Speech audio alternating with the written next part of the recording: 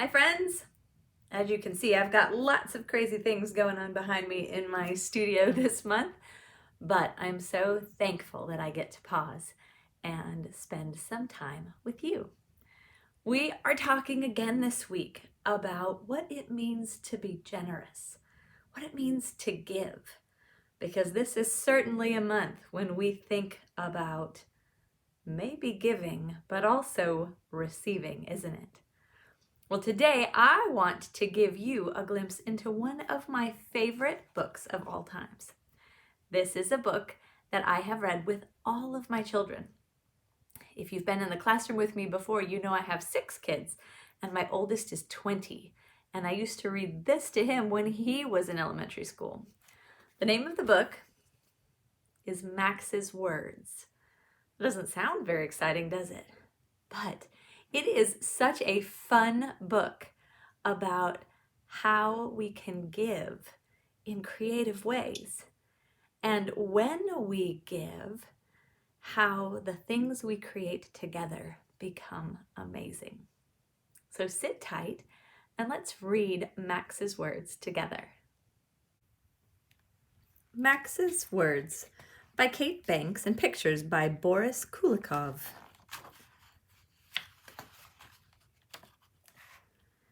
Max's brother Benjamin collected stamps. He had stamps of many colors and sizes. They had ragged edges and sticky backs. Some had famous people on them. Others had places or buildings or flowers or trees. Benjamin spread his stamp collection across his desk. He showed it to his friends and family. Everyone admired it. Max said, "Can I have a stamp?" "No," said Benjamin. Max's other brother, Carl, collected coins. He had coins of many sizes and values. They came from different countries. They were silver-colored with rough edges. Others were copper-colored with smooth edges. They were all shiny. They had people and buildings on them and the year in which they were made. When Carl showed them around, everyone admired them too. Max said, "Can I have a coin?" "No," said Carl. Max wanted to collect something, but he wasn't sure what. He gave it some thought. Finally, he said, "I'm going to collect words." "Words?" said Benjamin. He laughed. "Very funny, Max," said Carl. Max began collecting small words. The, its, an, ate, who, to, and, but, was, in, on, out, big, see, you, day. He cut them out of magazines and newspapers and spread them across his desk. Pretty soon, Max found bigger words. Hungry, asked, through, alligator, crocodile, hissed. He cut them out and added them to the others. Max's collection grew pretty rapidly. Max collected words that made him feel good. Park, baseball, dogs, hugs. He collected words of things he liked to eat. Bananas, pancakes, ice cream. He collected words that were spoken to him. Good morning, goodbye, go away. He collected his favorite colors, green, blue, brown. Max opened the dictionary and found words he did not know. He copied them on small slips of paper. Slithered, iguana. "What are you doing, Max?" asked Benjamin. "Let me see," said Carl. Max's collection grew too big for his desk, so he spread out his words on the floor. He separated them into neat piles. When Benjamin and Carl arranged their collections in different orders, it didn't make much difference. But when Max put his words in different orders, it made a big difference. A blue crocodile ate the green iguana. The blue iguana ate a green crocodile. Soon, Max's collection of words spread into the hallway. Sometimes Max gave away a word or two. "See you later, alligator. Have a nice day." When Benjamin put his stamps together, he had just a bunch of stamps. When Carl put his coins together, he had just a pile of money. But when Max put his words together, he had a thought. Maybe I could trade a word for a stamp or a coin, please? Maybe I could trade a word for a stamp or a coin, please? "No," said Benjamin. "No," said Carl. "I've got 1,000 stamps," said Benjamin. "When I get a few more coins, I'll have nearly 500, said Carl. "And when I have a few more words, I'll have a story," said Max. "A story takes a lot of words," said Benjamin. "I know," said Max.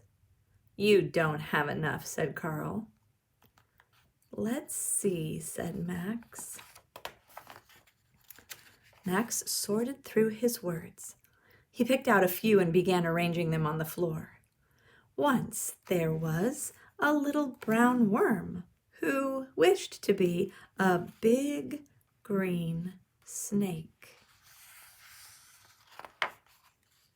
Benjamin and Carl stopped what they were doing and came over to look. Max continued the story. The worm slithered through the grass. It stuck out its tongue and hissed loudly. Max stopped to choose some more words. Benjamin butted in. Then along came a big, mean, green crocodile. Then it was Carl's turn. "I'm hungry," it said. Benjamin grinned. He chose a few more words. The crocodile opened its mouth wide and... Carl scrambled for more words. He wanted the crocodile to eat the worm, but Max was quicker. The little brown worm darted down a hole, glad to be a worm. "Hey, I want another story," said Benjamin. "So do I," said Carl. "And I want a stamp and a coin," Max reminded them. "Oh, all right," said Benjamin. He gave Max a stamp. Carl gave Max a coin, and Max gave each of them some words and kept the rest for himself. Once there was a big brown dog. The end.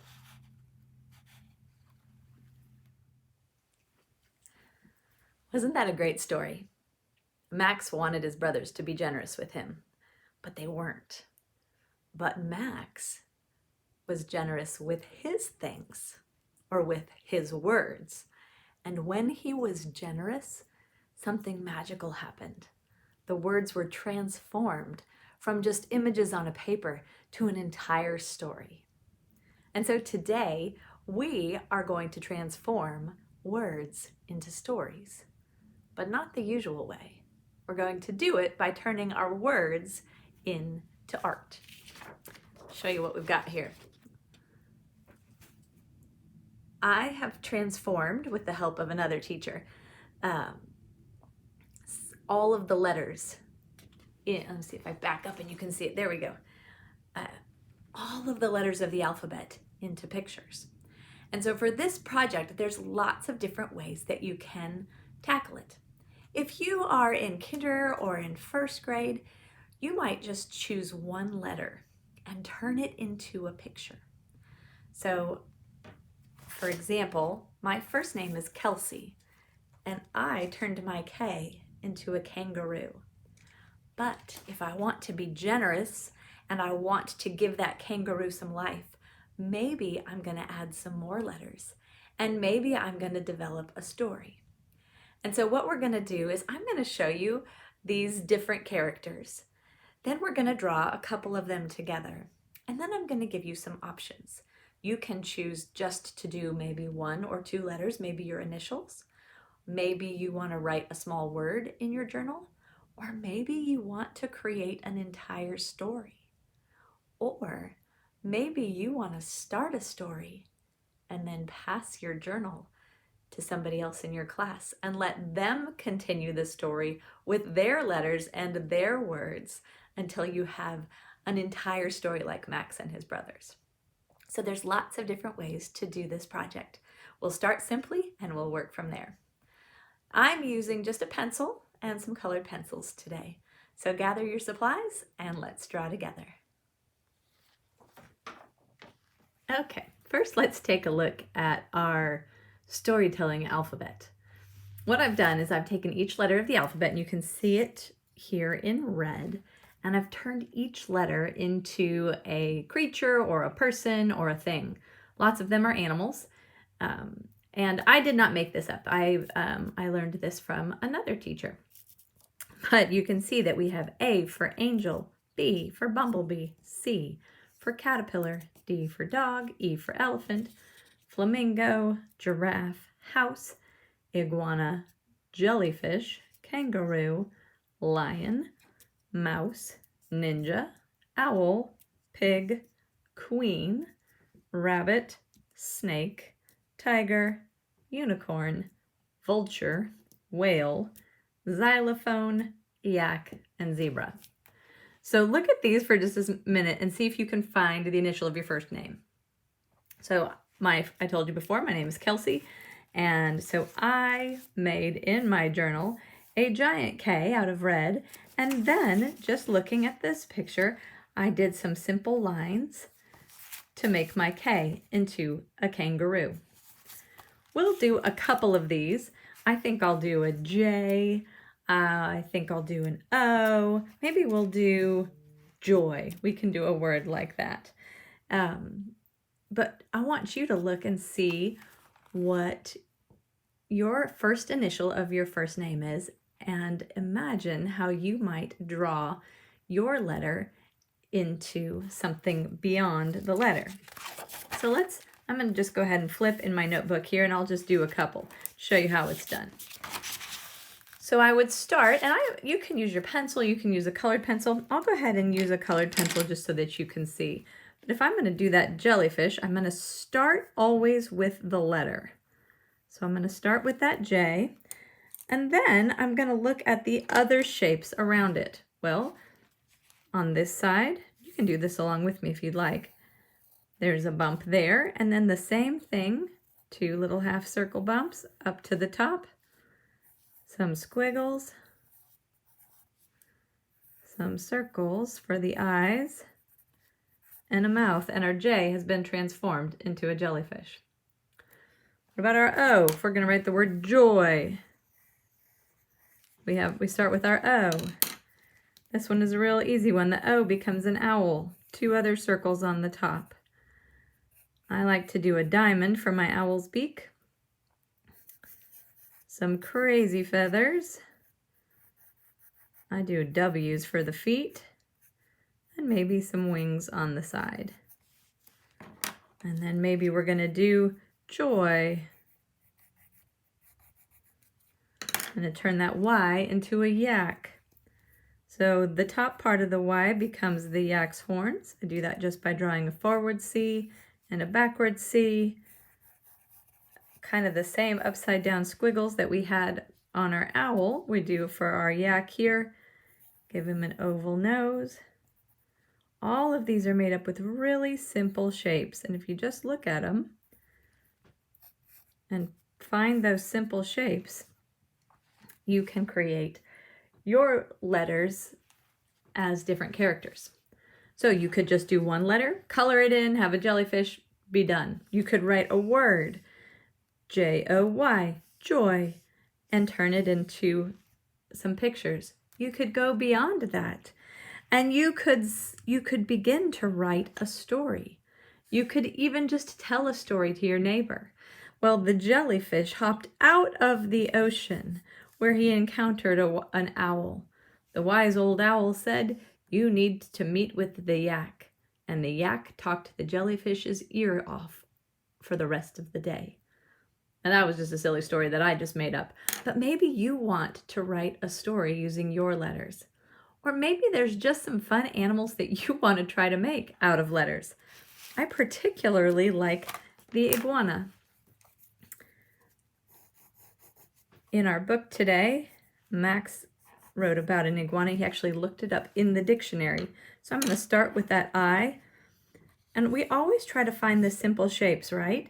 So there's a C right here off the back of our iguana that wraps around like that. And it's almost like there's a half of a J on this side for the iguana's face. Let's do the other side of the tail. And then we're going to do some legs that are just L's. And back up. A big circle for the eye. And a funny line for the mouth. And we've made ourselves an iguana. I also really like the ninja. Let's try that. Big capital N. I made my N go a little bit too high. That's okay. He can be a little bit wonky. I'm going to do a line across the top of my N. Here it's a little bit flat. Mine is a little bit of an angle, but that's fine. My ninja might be in motion. A circle or an oval for the head. A line for the mask. An oval, almost like we drew a fish where the mask tied. 2 dots for the eyes. You can have your ninja's legs doing whatever you want, but I'm going to go real simple with a U. And then U's on their side, and we'll give him a staff. I don't know what sort of staff a ninja uses. But there we go. We can even add his sash across like that. We've got N for ninja. Let's do another one. I'll show you how we do, I wish I could hear what you're saying. Let's do a really easy one. Let's do C for caterpillar. Caterpillar is right here. I'm going to do that C to start with. And then I'm just going to do lots of little C's touching each other and getting smaller and smaller and smaller and smaller and smaller until I make the last one an oval. Put some eyes. And I didn't put legs on that guy. He's kind of a worm, isn't he? Let's give him some legs and a little smile to make him a caterpillar. How about let's try that dog?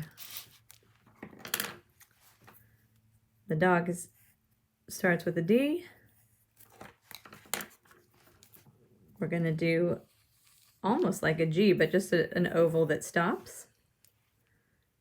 An eye, a triangle for the nose, a little mouth, a little ear, some legs, and with our D, all of a sudden we have a dog. So we could illustrate an entire book just by knowing our letters. And here's where the fun comes. What I want you to do is I'm going to send this to your teachers as a printable, or maybe your teacher is just going to put it up on the board. But I want you to figure out what story you want to tell with your letters.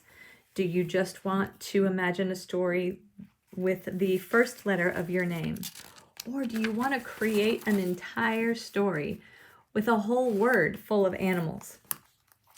So I did my K here for my kangaroo, but my last name, as you know, is Burke. So what if I did my K on my page, and then I decided that this kangaroo was being bothered by a little bee? The letter B.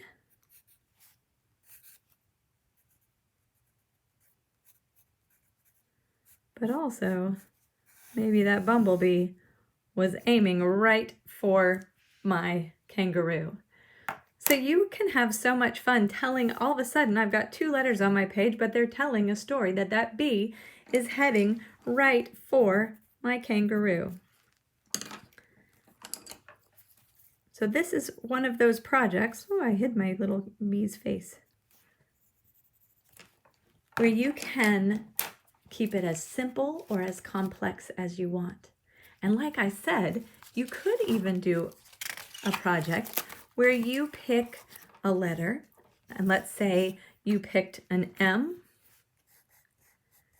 and you started out, maybe that's what your name starts with. You turned it into a mouse.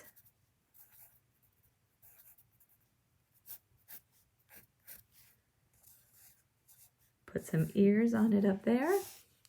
Some little legs down here. And then what if you passed it to your friend? And your friend sitting next to you, his name was Leo. And Leo said, "Oh no, little mouse, don't come near me because I am a giant lion." And so he added his big old lion mouth.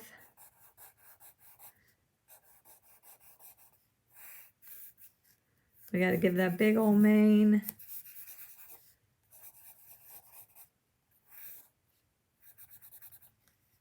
Have some angry lion eyebrows. Then maybe your next friend, if you pass it along, is a ninja. And you could write the story that the mouse met a lion,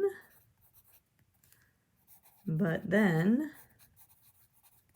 and you pass it to your next friend. Maybe a friendly unicorn comes and scoops the mouse away. Or maybe they all go over to the lion's house for tea and crumpets. Or maybe they decide to play the xylophone together. But experiment with writing a letter and telling a story as you pass it around your table. And then the last thing you can do besides just drawing is to have fun coloring.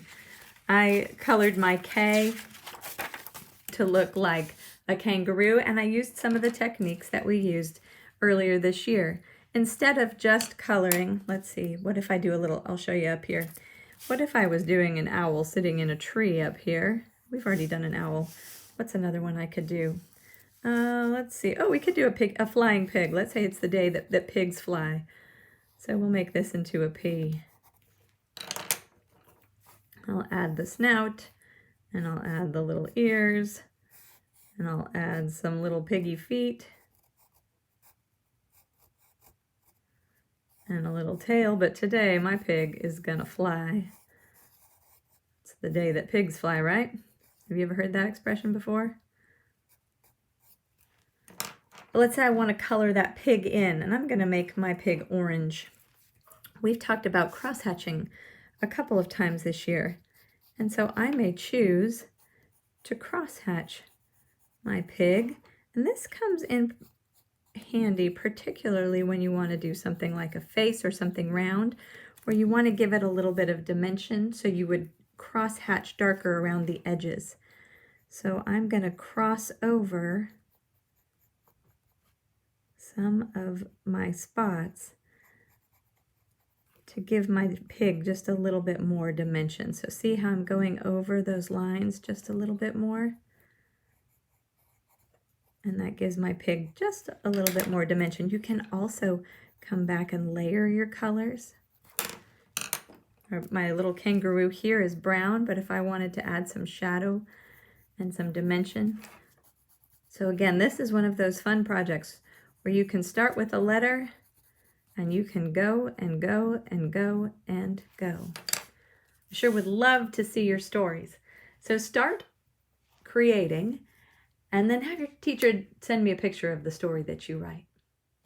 It's a bit of a different project this week, isn't it? It's not just one thing that we're making together, but it's the kind of project that you could use again and again and again. You could do your whole name. You could make a big sign. You can write a story. You can send secret messages to friends. And I hope that you enjoy playing with letters and being generous with them as you tell stories together. After I say goodbye, I'll put the picture of all of the letters. I'll put this back up on the screen so that your teacher can freeze it there and you can look at them and begin to create a story with your words. I hope that you are generous, not just with your words, but with your art and with your life, that you give of all of the amazing things that are inside of you. This is a great month to think about being generous with our words, with our art, and with everything we are. I'm thankful that you give me your time and that we get to draw together even when we're apart.